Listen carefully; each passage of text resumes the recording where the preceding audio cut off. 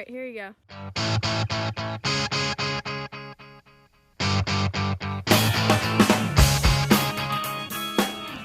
Hi, my name is Chris Ortiz. I'm an instructor at Penn State University. I teach RPTM236, which is Leadership and Group Dynamics in Recreation. Today we're going to be giving you an introduction to the game of disc golf.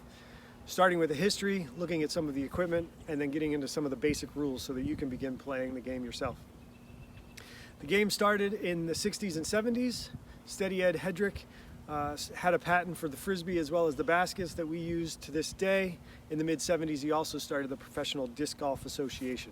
I'm going to show you a little bit of what we use in the discs from my disc golf bag. There are basically 3 or 4 different kinds of discs. You have your putters, your mid-range discs, and then your drivers, which can be classified into distance drivers as well as control drivers or fairway drivers. I'm going to start with the drivers. I'm going to just show you the difference in these 3 different discs. The drivers are designed to cut through the air, and if you look at the profile of this disc, it's got a very sharp edge, very different than the Frisbee that you might throw to your friends. Not something that would be designed to be caught in any way, but it slices through the air, can get some really great distance. The mid-range, if you were to look at that, the profile gets a little bit fatter on the edges, and you'll start to notice that it becomes a little bit of a deeper rim and a narrower rim compared to your drivers, which have a bit of a thicker rim. And then you get down to your putters. Putters are very blunted nose of the rim, deeper discs, flies a little bit straighter, so you can have a little bit more control when you're putting in those shorter ranges and making sure the disc gets into the basket. The game of disc golf is played just like you would play ball golf. Each throw counts as a stroke, trying to make your way from the tee pad area to the hole. In the case of disc golf, the hole is represented by a basket with some chains and a basket that the disc has to land in to end the hole. The drivers, when they fly through the air, slice through the air, can go a little bit further. You might have a little bit less accuracy in exact location of landing. Mid-ranges, when you get to this disc, you're getting a little bit more control, designed for a bit of a shorter range throw to get you in position to put your putter then for your final throws into the basket. I'm going to show you a demonstration of some of the flights of these discs. We'll start with the putters and mid-ranges. You still might throw a putter from a bit of a distance trying to get to the basket. I have out here in the yard a basket down here, and then some flags that you'll see, which are about 33 feet, about 10 meters away from the basket, which marks off the green in disc golf, or the putting area where a throw is considered a putt. I'm about 100 or so feet, maybe a little bit more than that. I'm going to get my bag of discs out of the way, and I'm going to show you the flight of a few of these discs. We'll start with a mid-range. Something that you're going to notice when you throw these discs, when you see me throw these discs, is that they tend to have a bit of an S-turn to their flight.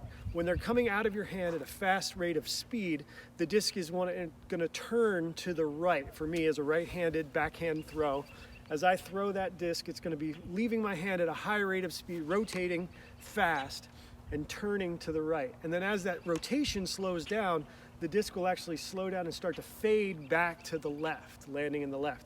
It's more pronounced with your drivers.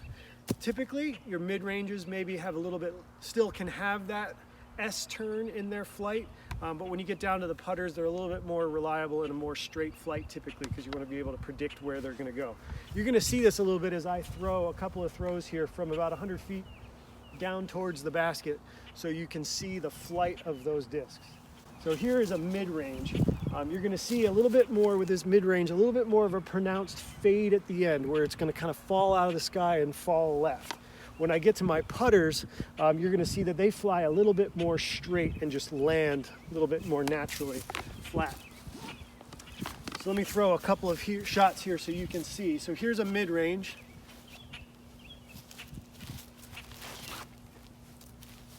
You can start to see right there at the end, it started to fade a little bit to the left. When I throw this putter, you might not see that pronounced fade to the left. You can see how that shot kind of stayed flat.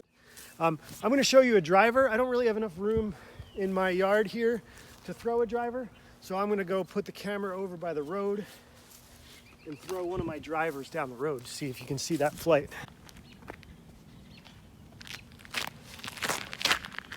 There's that turn to the right, and then it's going to come back and fade to the left, right to the road's edge.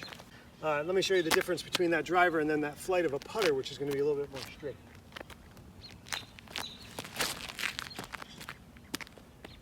You can see that one never really even left the path of the road. As we move down the fairway then, we get to our disc and where it landed, hopefully in the fairway. This disc then marks our new lie. We need to stand behind that disc when we're throwing our next throw. Again, just like on the tee pad though, if I am beyond 10 meters or 33 feet, my body's allowed to carry forward after the disc has left my hand, and I can step on the other side of my lie or the disc itself. But that's only when we are beyond the 33 or 10 meter lines here. I've marked off in this area these white flags, which are 33 feet from our basket, marking that 10 meter green. If I go into that space, I'm now putting, and the rules change a little bit. So if I were out here, I could throw like this. And you'll see that my feet stayed behind the plant area, but the disc left my hand even though I stepped through. Let's go to the putt.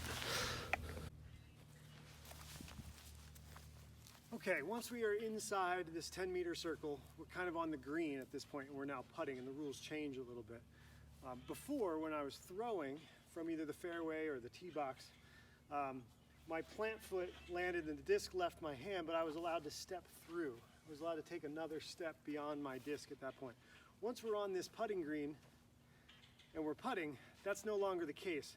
I have to stay behind my disc and in full balance until that disc has landed or ended up in the basket. So if I had my disc land here, I could take my stance here behind the disc. I could look at the basket. I can make my throw. Hopefully it lands in the basket, finishing out the hole for myself. Now, I've been playing disc golf for a long time. When I started the game, all I really had was a putter, and then I got a mid-range and a driver eventually. You can go out to the store and buy yourself a starter pack, which has a putter, a mid-range, and a driver that are easy to use for a beginner. I might argue that really in the beginning, all you really do need is a putter, something that you feel like you can control and throw with some accuracy and feel very comfortable in the hand. These putters typically feel the most like your standard Frisbee, which you could also play with if you wanted to.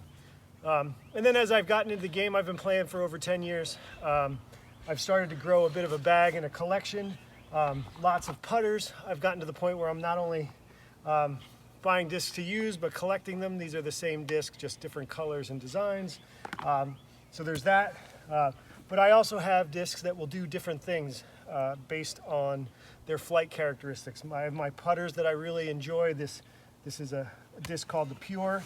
I have it in lots of different plastics because they fly a little bit different. I also have some discs that are designed to fade harder at the end of flight. Some that will turn more to the right as I throw them at that higher speed and maybe fade a little bit less. And then I've got a variety of drivers as well. Again, more of that, some of them that fade a little bit harder, some of them that turn and glide far to the right.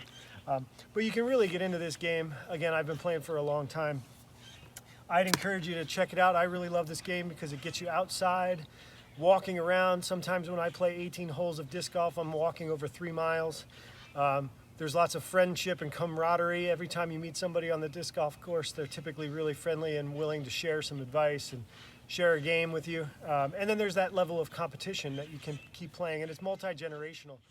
So I hope I've inspired you to think a little bit about the game of disc golf, and maybe it's something that you'll want to go try. Go out and get yourself a putter, maybe a starter pack with the mid-range and the driver. Get out there and find some place to go. You don't even need a true disc golf course. If you find some open fields, you can throw at objects. Some of the early disc golf courses were just object courses. And instead of trying to put it into the basket, you're just trying to hit an object. So hopefully you're intrigued by the game, and I've given you enough information where you can get out there and go throw. So thanks a lot for watching.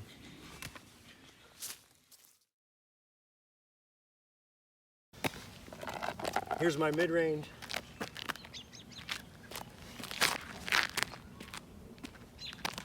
Shank.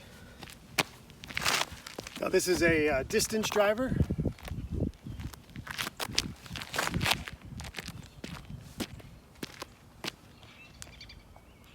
Landed in my neighbor's tree, and then that putter.